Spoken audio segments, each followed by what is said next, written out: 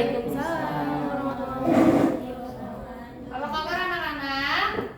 Alhamdulillah baik Bu. Oke deh. Nih, siapa yang tahu sekarang itu hari apa?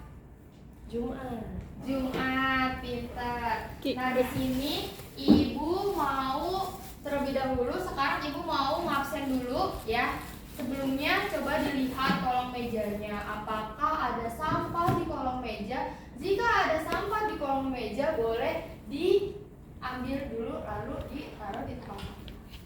Nggak ada Bu. Oke. Sebelumnya di sini siapa ya KM-nya ya? Oh, Kak Rizky ya. Boleh deh dari KM-nya dipimpin doanya terlebih dahulu. Silakan. Baik, sebelum belajar alangkah baiknya membaca doa dimulai. Membaca doa selesai, ucapkan salam. Assalamualaikum warahmatullahi wabarakatuh. Oke, waalaikumsalam warahmatullahi wabarakatuh. Terima kasih Rizky udah memimpin doa pada pagi hari ini. Baik, di sini Ibu akan mengabsen dulu ya terlebih dahulu ya.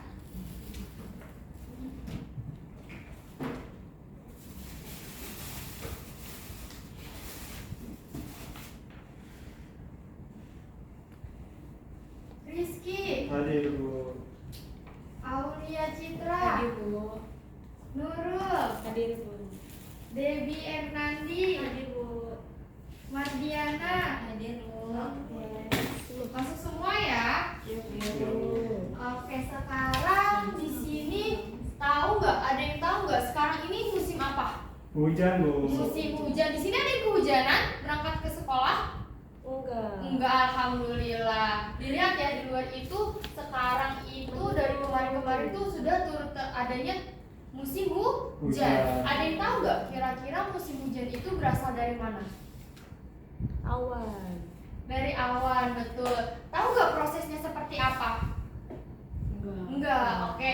Jadi sekarang di sini Ibu akan menyampaikan pelajaran tentang IPA dengan tema siklus air. Kita harus cari tahu nanti gimana ya, seperti apa nanti siklus air hujan itu turun, atau seperti apa hujan itu berproses turunnya ke bumi itu seperti apa.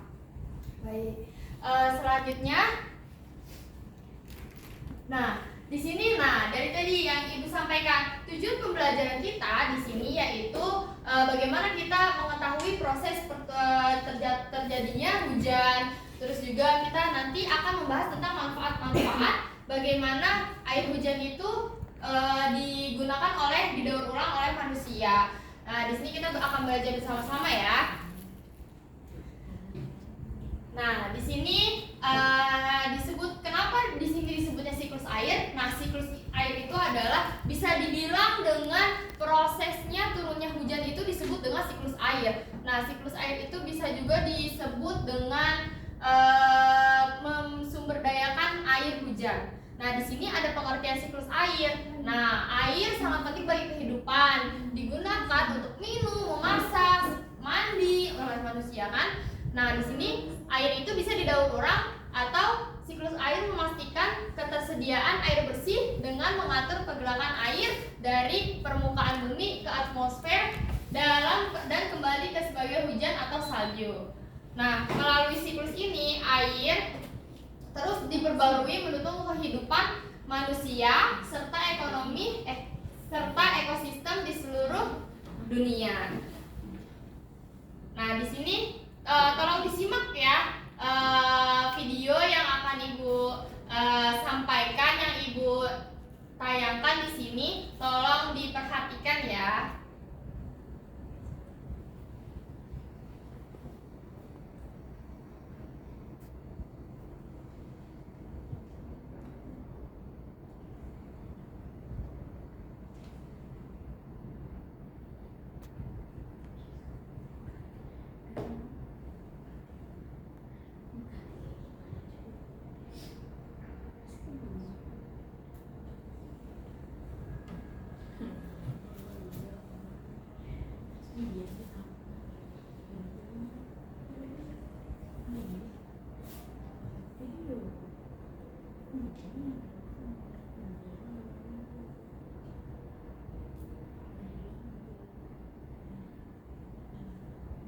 Dari mana obyek itu berasal? Atau bagaimana awal bisa terbentuk? Ya, inilah siklus air. Ki, boleh gantiin dulu nggak? Aku mau benerin itu. Tolong disimak ya videonya yang ibu terangkan.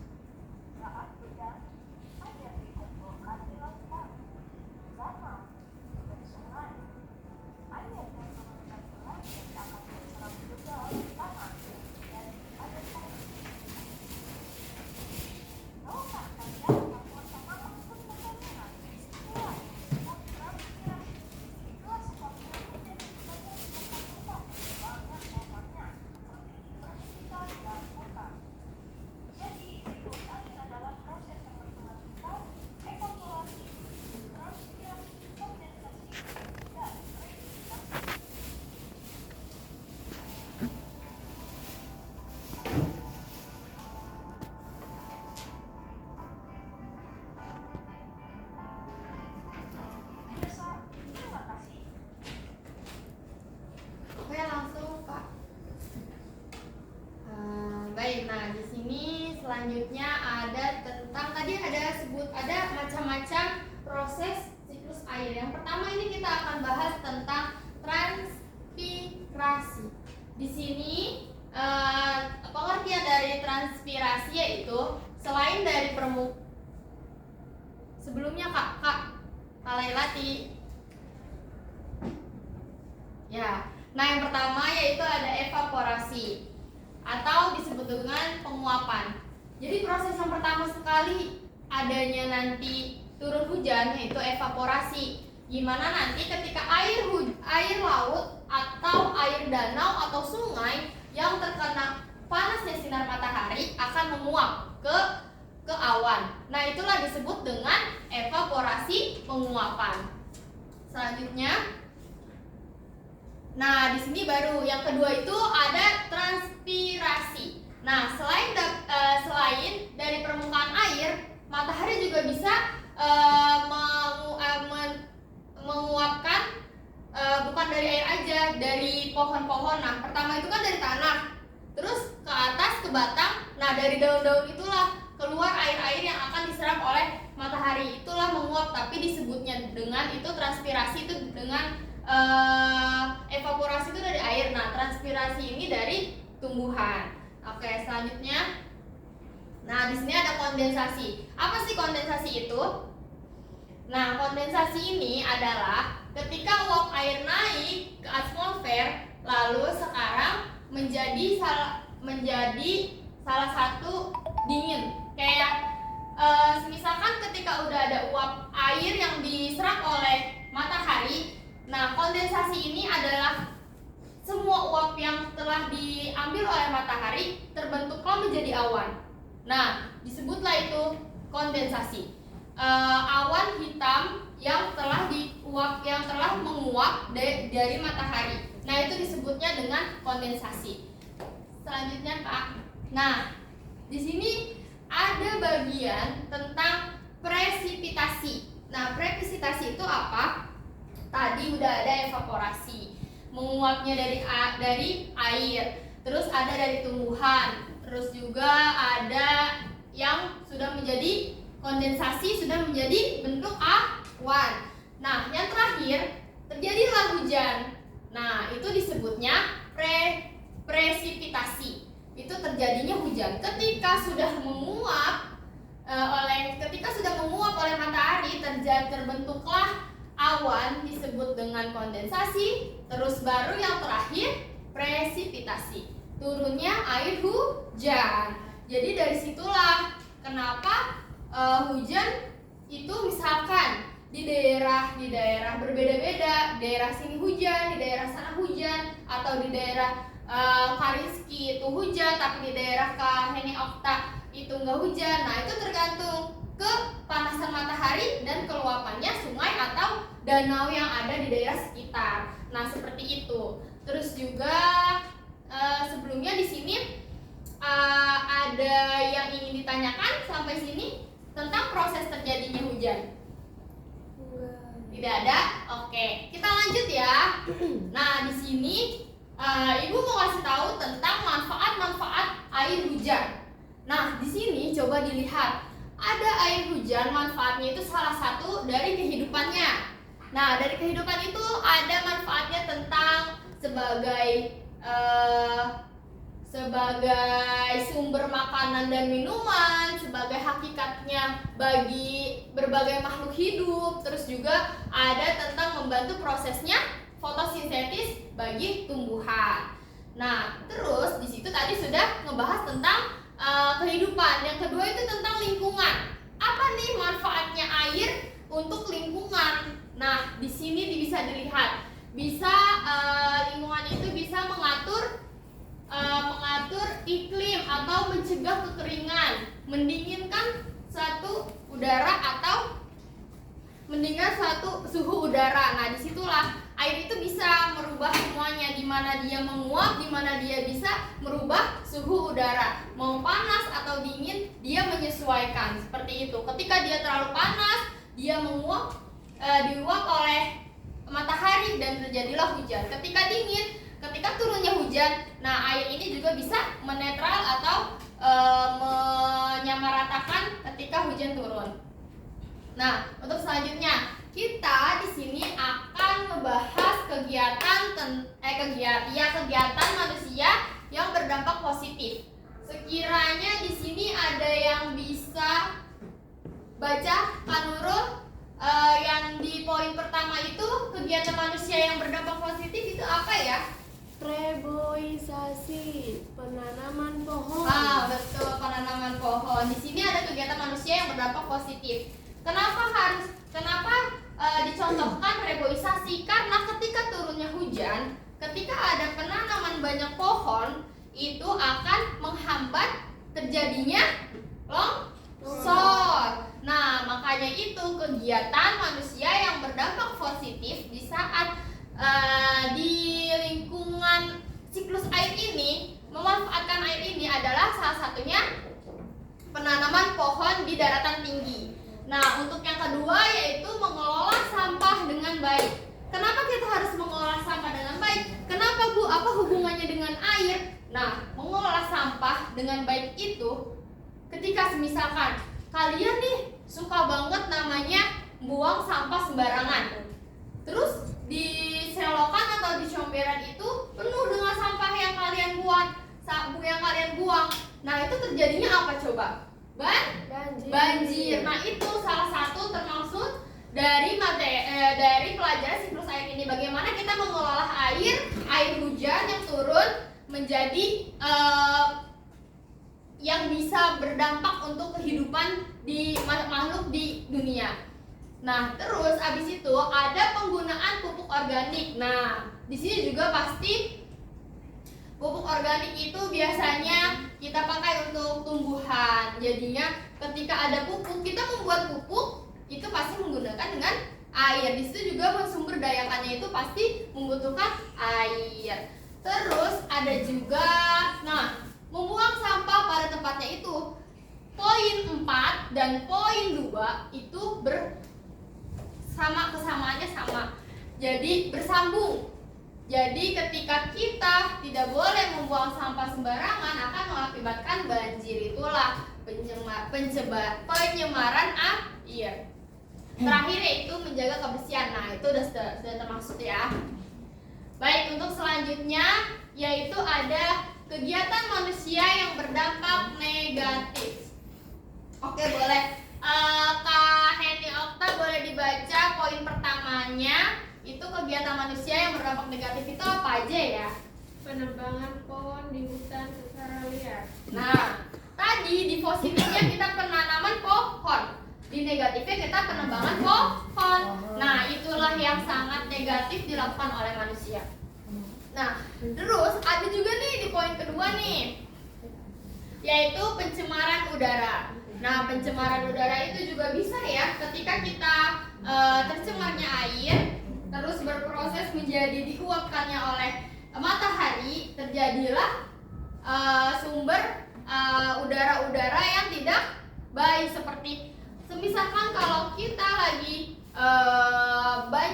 banyak sekali limbah di sungai atau di danau, ketika matahari menyerap panasnya dari danau atau sungai tersebut. Nah, di situ juga bisa sebagai pencemaran udara.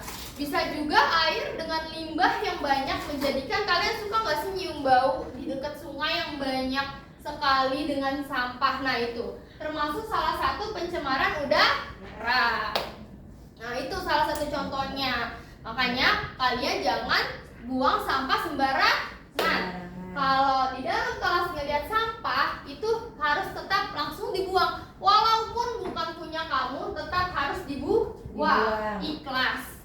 Semuanya itu kalau dilakukan dengan baik, insya Allah akan digantikan dengan pahala. Oke. Nah, selanjutnya yaitu Kak, belum Kak. Nah, oke, poin selanjutnya yaitu ada tentang penggunaan pupuk dan pestisida. Nah, itu dia. Itu salah satu hal kegiatan negatif yang tidak boleh dilakukan oleh manusia. Ya, nah di sini, dari manfaat kegiatan manusia berdampak negatif atau positif, kira-kira dari kalian semua ada yang masih mau ditanyain tidak? Coba ibu mau tanya, contoh memanfaatkan air hujan dari Kak Mardiana itu apa ya contohnya? Kalau kita masak kecil dulu bisa mandi hujan kayak senang gitu. Oke deh, seneng banget ya kalau mandi hujan gitu ya. Iya, karena kan kalau misalkan kita mau berenang di sungai juga, kalau ada air hujannya, sungainya bersih kan jadi enak kan ya. Nah, disitulah dari Kak Mardiana. Tepuk tangan buat Kak Mardiana. Oke, selanjutnya di sini Ibu punya lagu. Ya, lagu nanti akan kita nyanyikan bersama-sama tentang siklus air. Nah, di sini nadanya itu tentang Kak, boleh disetel dulu Kak?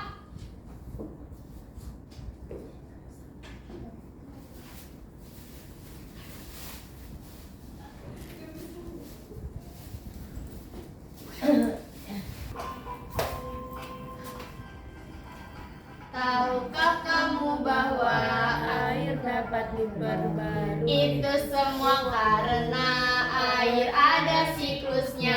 Ayolah pelajari Seperti apa prosesnya? siklus air dengan tahapannya.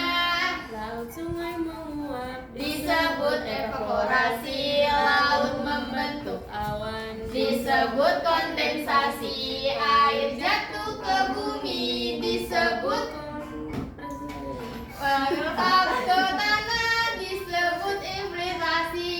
Siklus air dengan tahapannya. Sekali lagi ya. Sekali lagi bareng-bareng semuanya. Siklus.